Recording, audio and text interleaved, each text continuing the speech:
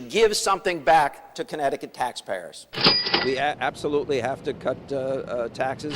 I don't believe there will be a budget deficit, and I've pledged that there won't be one, and I've also pledged that there will not be a tax increase. We're not intending to raise taxes. I think ultimately in a second term we will cut taxes.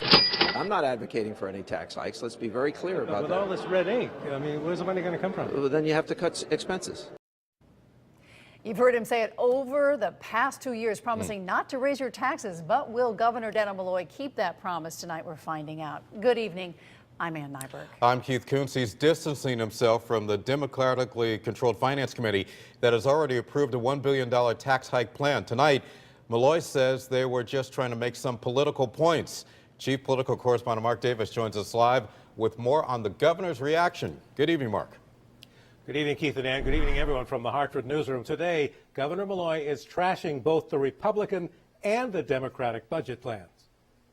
Neither the Republicans' proposal, which restores the cuts but doesn't give you a way to pay for it, or this Democratic spending plan, neither of those are going to be what we end up with as a budget. That has prompted some at the Capitol to say that Malloy is throwing his fellow Democrats, Finance Committee co-chairs Jeff Berger and John Fonfara, under the bus. Ultimately, everybody needed to, I guess, beat their chest, put out their ideas, make their political points. At some point, we got to get serious about getting a budget. But the chairs of the committee say their plan to expand the sales tax to veterinary visits and other things that have never been taxed before, services like dry cleaning and laundry and tax preparers, will actually help them lower other taxes, especially the car tax, which can be extremely high in cities like New Haven.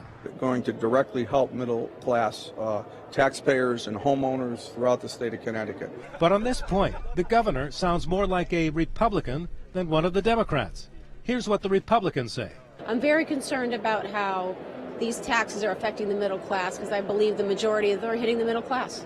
And here's what the Democratic governor says. Clearly would be overly burdensome to the middle class of the state of Connecticut. The governor insisted again today that the only way to get through the next budget cycle is to make the deep budget cuts he proposed earlier this year. Cuts that the majority of both political parties in the General Assembly don't seem to have the stomach to make. At some point, we got to get serious about getting a budget, and this is neither of these budgets are the budgets that we'll end up with.